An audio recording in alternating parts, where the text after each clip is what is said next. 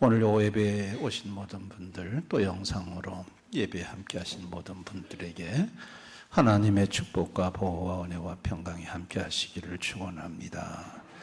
가끔 가다가 길가에 죽어가는 고양이 새끼를 보고 어떤 사람이 데리고 와서 씻어주고 먹여주고 그러면 고양이가 살아나요. 예쁜 앙증스러운 모습을 보이는 걸 보면서 그걸 영상으로 보는 우리도 기쁘고, 죽어가는 고양이를 살리는 그 선한 일을 하신 분도 좋아하고, 그런가 하면 갑자기 예기치 않은 심장마비로 쓰러진 사람들을 인공호흡에서 살려 병원으로 이송해 생명을 구한 사람들의 얘기를 들으면 그렇게 기쁠 수가 없습니다. 현대의 의학과 과학과 기술의 발전은 살기 위함이고 또 살리기 위함입니다. 죽이기 위함이 아니에요.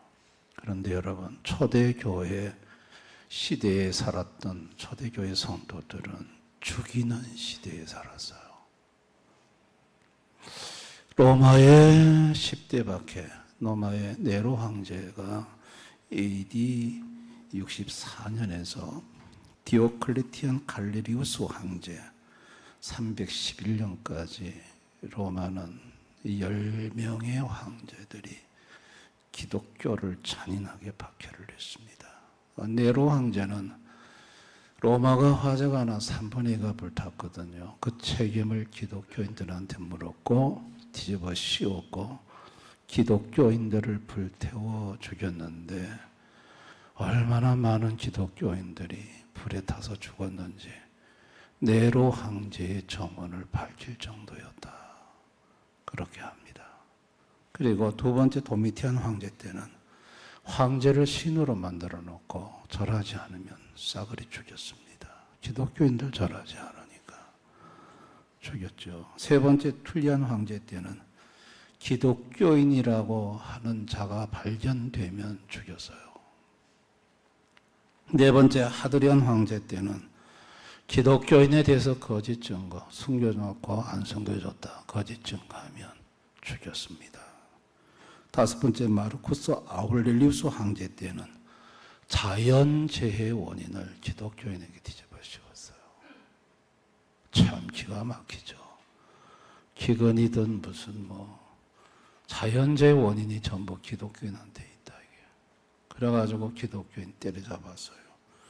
여섯 번째 세티무스 세브루투스 황제 때는 기독교로의 개종 금지를 했습니다. 기독교로 개종하면 죽여버립니다.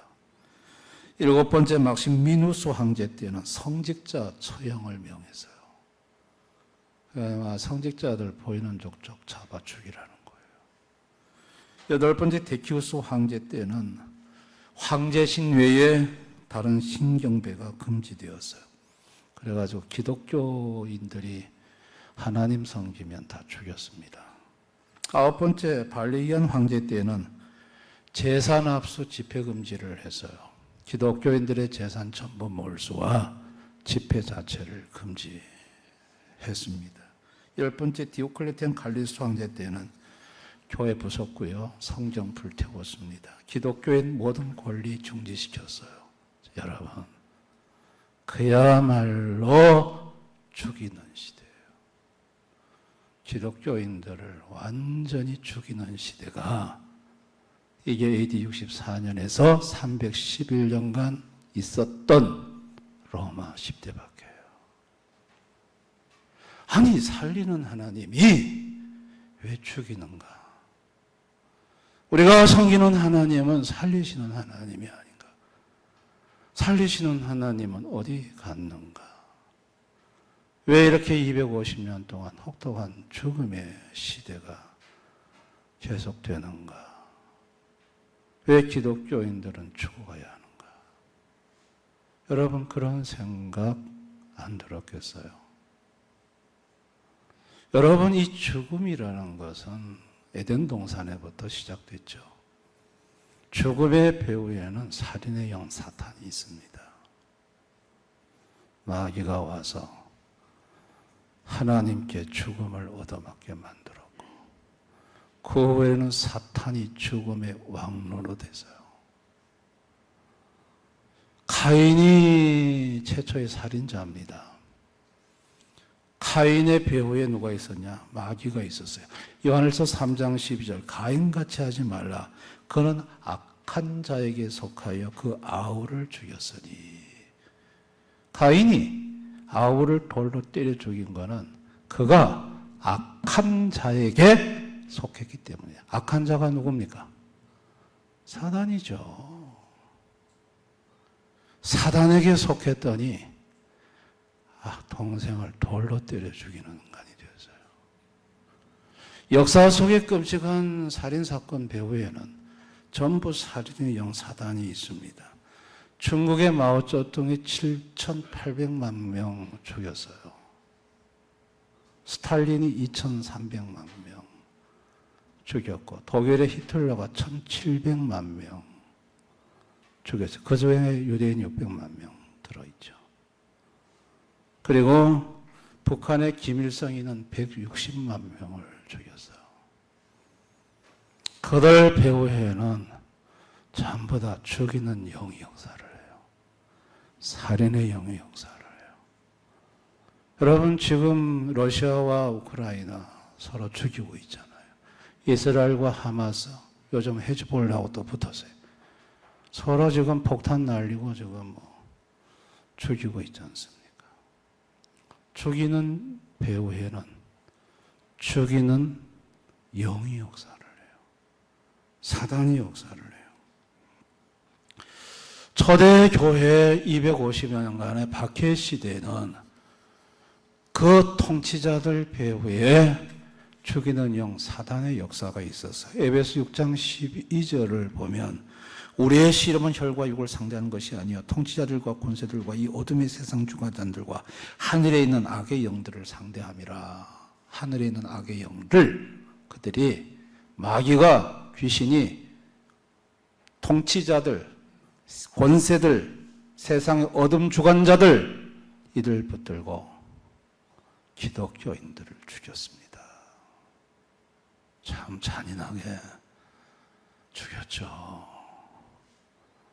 여러분, 그렇게 죽였는데 참 놀라운 사실은 AD 313년에 콘스탄티누스 황제가 등극하면서 기독교를 공인해요. 그리고 380년에 데오도시우스 황제가 칙령을 발표하면서 기독교를 로마 국교로 발표해요. 그리고 391년에는 이교적 행위 전면 금지를 시켜요. 그리고 392년에는 로마 전 지역이 기독교 국가로 선포를 해요. 거꾸로 됐어요. 그전에는 기독교 자체를 금지시켰는데 이제는 기독교 외에 다른 이교 숭배 전부 다 금지령이 내렸어요. 392년에 로마의 전 지역의 기독교 국교로 채택되는 순간 로마인들 제국아래 80%가 기독교인이었다고 그래요. 여러분, 이게 좀 아이러니하지 않아요? 250년간 기독교인들을 그렇게 때려 죽였는데 그 나라에서 오히려 휘떡 뒤집어져 가지고 전부 다 기독교 국가가 돼버렸어요. 도대체 이게 어떤 일이에요? 어떻게 이런 일이 있을 수 있나요? 그것은 오늘 본문 38절에서 40절에 하나님의 뜻은 뭐냐? 살리는 거라는 거예요. 다시 살리는 거. 이게 하나님의 뜻이라고 얘기를 해요. 살리시는 하나님의 역사입니다. 아멘. 죽이는 시대에 살리시는 하나님이 역사하니까 죽여도 자꾸 살아나고 결국은 생명의 기독교 국가로 확 뒤집어지는 역사가 일어난 거죠. 여러분, 우리가 섬기는 하나님은 살리는 하나님이세요. 아멘. 우리가 섬기는 하나님은 살리는 생명의 하나님. 죽은 영을 살립니다. 그래서 요한복음 3장 3절, 사람이 거듭나지 아니하면 하나님 나라를 볼 수 없다. 이 말은 거듭난다는 것은 영이 다시 살아난다는 거예요. 하나님이 영을 살리면 그 다음에 보이는 게 뭐다? 하나님 나라가 보인다. 이거예요. 참 놀라운 일이죠. 죄로 죽은 영을 하나님이 살리면요, 하나님 나라가 보여요. 육안으로 보는 게 아니에요. 믿음의 영안으로. 천국을 한 번도 안 가봤는데 참 영이 살아난 성도들의 특징은 뭐냐면 하나님 나라가 눈에 보이는 것 같다. 아멘. 그 나라가 그렇게 그리울 수가 없어요. 가고 싶고 하나님 나라 얘기 들으면 그렇게 기쁠 수가 없고,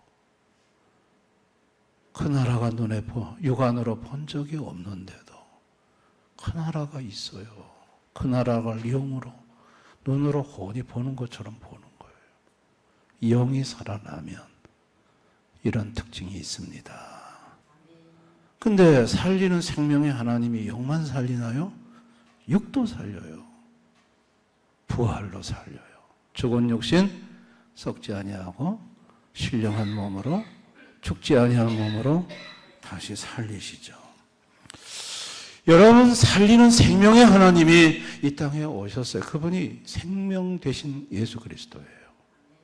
여러분, 생명 되신 예수 그리스도에게 닿는 사람마다 다 살아났어요. 병자는 병자대로, 병으로 죽어가던 인생도, 열대 혈병하는 여인도 예수님의 옷자락을 만지는 순간 생명이 들어와서 그냥 병이 날아가 버리고 살아났어요. 예수님이 죽은 자한테 가서 달리다고 하니까 벌떡 일어났고, 나사로야, 썩은 지 나흘 냄새가 나는데 나오라 하니까 벌떡 일어나서 묶인 채로 동동거리고 나오고. 예수님이 누구시냐? 살리는 하나님이세요. 아멘. 살리는 생명의 하나님이세요. 생명의 하나님. 그러나 죽이는 인간들이 있었어요. 너희 아비는 마귀다 한 바리새인 서기관들은 죽이는 영 아래서 사람들을 율법으로 죽이고 있었어요. 그런 사람들은 살리는 예수가 싫었어요. 그리고 예수를 십자가에 죽여요. 죽이는 영의 역사를 받고 있는 사람들이에요. 그런데 예수님을 십자가에 못 박아 죽였지만 예수님은 다시 사흘 만에 살아났어요. 예수님은 살아나시는, 죽음에서 살아나시는 살리는 생명의 하나님이에요. 죽음에서 본인이 살아나심으로 죽은 자를, 육체의 죽은 자를 살릴 수 있음을 직접 보여주신 것입니다. 그리고 예수님은 영을 살려서 그 사람들을, 영이 살아난 사람들을 둘씩 짝을 지어 복음을 전해 가는 곳곳마다 죽은 영혼들을 살리는 일을 예수님이 하셨습니다. 전도는 살리는 거예요. 전도가 뭡니까? 전도는 살리는 거예요. 전도는 죽은 영을 살리는 거예요. 아멘. 전도는 죽을 육체를 살리는 거예요. 영육을 살리는 게 전도예요. 전도는 살리는 거예요. 죄로 죽은 인생들에게 살리는 생명 되신 예수를 보내요. 죽은 영을 살리고 죽을 육체를 살려서 영원히 살게 하시는 영생을 주고자 하셨던 것이 하나님 아버지의 뜻이었어요. 그래서 예수님 말씀하 오늘 본문에 아버지가 나를 이 땅에 보내신 것은 다시 살리기 위함이다. 다시 살리기 위함이다. 내가 이 땅에 온 것은 다시 살리러 왔다. 마지막 날에 아버지께서 내게 주신 자 한 사람도 잃어버리지 아니하고 다 살리는 것이 내가 이 땅에 온 목적이다. 예수님이 오신 목적은 살리는 데 있는 거예요.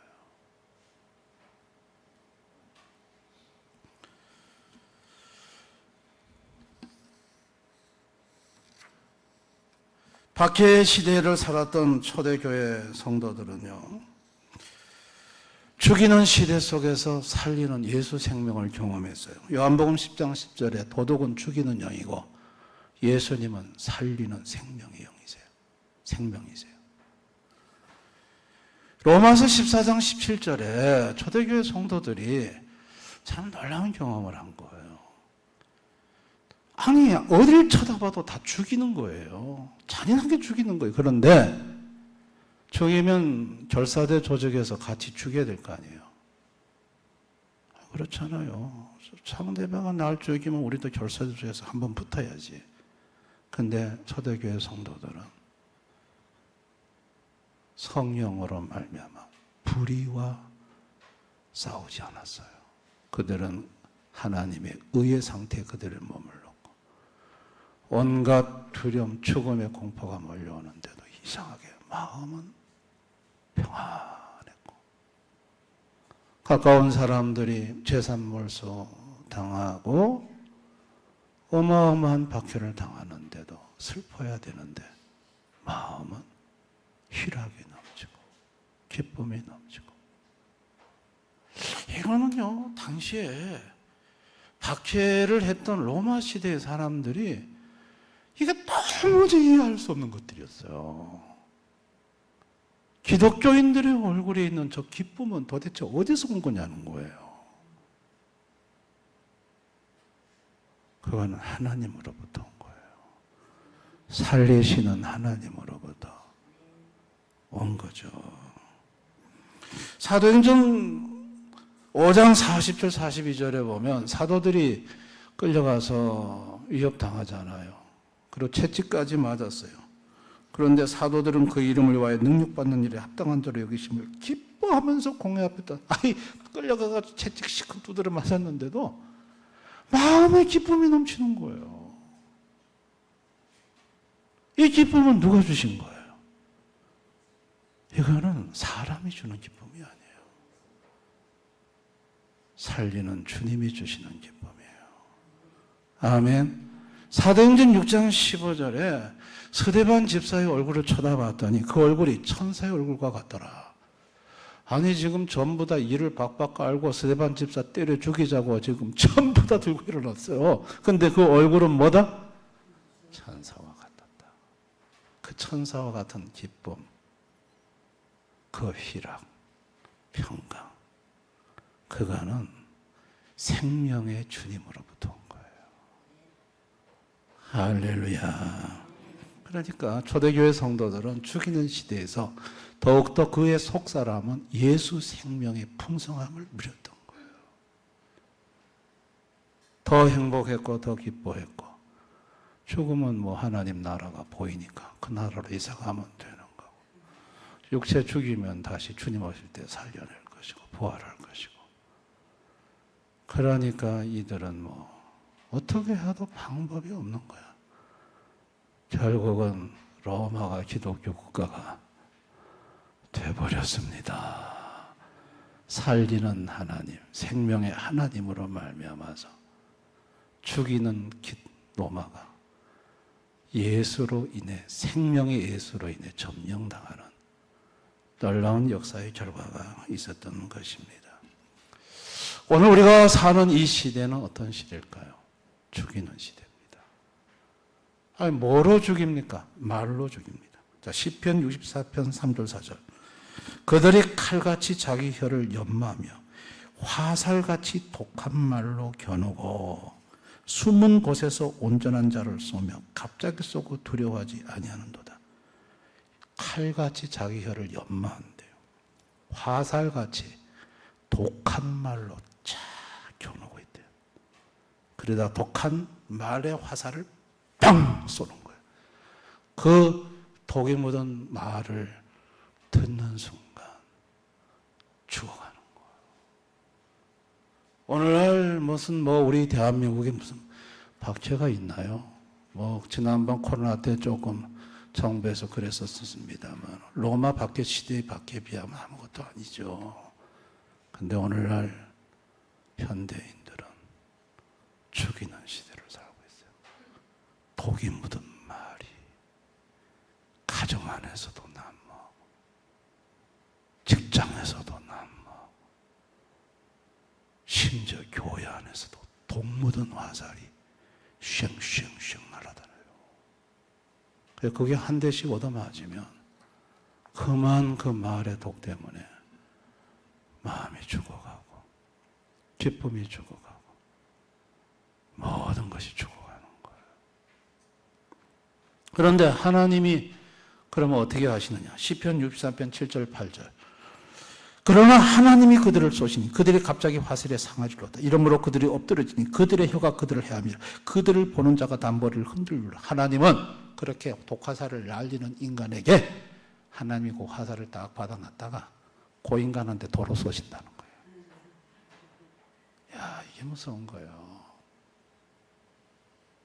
하나님이 쏘신대요. 그래서 자기가 날린 독화살에 자기가 맞아요. 그래서 죽는 건 누구냐? 화살 쏜 사람이 죽는다는 거예요. 그걸 누가 하시느냐? 하나님이 그렇게 하시겠대요. 그러니 하나님 두려워해야 돼요. 독이 묻은 말의 화살을 막 날리는 이 시대에 자기가 날린 독화살에 자기가 묻어 자기가 내뱉은 말 때문에 자기가 죽는 사람들이 한둘이 아니에요. 아멘. 성도는 어떤 사람이냐면 성도는 생명이신 예수로 사는 사람들이에요. 성도들도 이 시대에 배후의 사단의 영, 죽이는 영이 역사함으로 죽이는 영이 무기가 바뀌었어요. 옛날에는 칼과 창이었는데 기름가마였는데 톱으로 켜는 거였는데 요즘은 독이 묻은 화살이 말이에요. 마귀가 무기를 바꿨어요. 바꿔가지고 독 묻은 화살로 쏘게 해가지고 죽이는 거예요. 여러분, 독 묻은 화살에 맞았을 때 해독제는 예수님밖에 없습니다. 아멘. 뱀에 물렸을 때 여름에 지금 뱀이 많잖아요. 우리나라에 저도 뱀에 대해서 잘못된 상식을 가졌다가 한 의사 선생님이 그 상식을 여러분이 알고 있는 상식대로 하다가 큰일 납니다 하면서 가르쳐준 여러분 중에 아마 들으신 분도 계셨을 줄 압니다만 우리나라에는 독사, 살모사, 7.4 이게 독사랍니다. 근데 이 독사한테 몰릴 수 있잖아요. 그리고 1980년도에 여러분 꽃뱀 풀뱀 아시죠? 그래, 꽃뱀 많은 풀뱀. 그게 1980년대 독사로 분류가 됐대요. 근데 이 네 종류의 독사가 있는데 제일 독이 강한 거는 꽃뱀이래요. 옛날 우리 꽃뱀 갖고 막 놀았잖아요. 꼬리 자꾸 흔들고 이거 독 없다고 그러는데 그게 사실은 1980년도에 독사로 분류가 됐어요. 근데 꽃뱀의 독은 다른 살모사 7.4 독사는 그 앞니빨에 독이 나와요. 칵 물면 앞니빨 나오는데 이 꽃뱀은 어금니에서 독이 나와요. 어금니에서. 그래서 꽃뱀은 꽉 깊이 물고 어금니는 독을 투입하면 꽃뱀의 해독제는 우리나라 없대요. 없대요. 이 꽃뱀은 뚜꺼비를 잡아먹어가지고 뚜꺼비 독까지 갖고 있어가지고 그게 사람 몸에 들어오면 살모사 해독제는 있대요. 근데 꽃뱀의 해독제는 일본이 갖고 있다 하더라고. 우리나라 아직 없다 하더라고. 꽃뱀 갖고 장난치지 마세요. 그게 무서운 독사입니다, 그게. 예? 근데 여러분, 그 뱀에 물리면 안 죽는데요. 금방 안 죽는데요. 그래서 뱀에 딱 물리면 칼을 이렇게 째가지고 입으로 빨아내는 거 소용없대요. 하지 말아요. 그리고 뱀에 물리면은 여기 묶는 거, 독이 안 퍼지도록 묶는 거. 대부분의 글에 묶었다가 괴사가 일어난대요. 피가 안 통하고 독이 있으므로 썩어내려앉는데요. 그럼 어떻게 하느냐? 독사에 물려도 이틀은 산대요. 걸어서 병원에 오래요. 해독제 맞으면 된대요, 그냥. 그러니까 뭘 응급조치하지 말고 칼로 찢고 입으로 빨아내지도 말고 묶지도 말고 그냥 걸어서 오래요. 오면 그냥 주사 한 대 맞으면 그냥 괜찮아진대요. 이틀 동안 죽지 않는다 그러니까 뱀에게 혹시나 물려서 놀라지 마시기를 바랍니다. 그냥 걸어서 병원으로 오시기 바랍니다. 묶지 말고 마찬가지라는 거죠. 동무든 말의 화살을 맞았을 때 맞았다고 당장 죽는 건 아니에요. 그러나 그 독은 우리 몸속에서 퍼지고 있어요. 그럴 때는 유일하게 해독제를 갖고 계신 분은 예수 그리스도입니다. 아멘. 생명이신 예수님이에요. 예수님한테 와서 너무 힘들고 아프다 그러면 예수님이 그 상처난 마음을 만져주시고 평안을 주시고 슬픈 마음을 기쁨으로 바꿔주시고 그 독을 뽑아주시고 해독시켜주시고 그리고 예수님이 어느 놈이 그랬노? 아, 저 놈이 그랬구나. 니한테 화살 쐈구나. 알았어. 그 화살 생겨서 팡 주님이 쏴주신다 그랬잖아요. 그러니 예수님만이 우리를 살리는 생명의 주님이시고 치료의 주님이십니다. 아멘.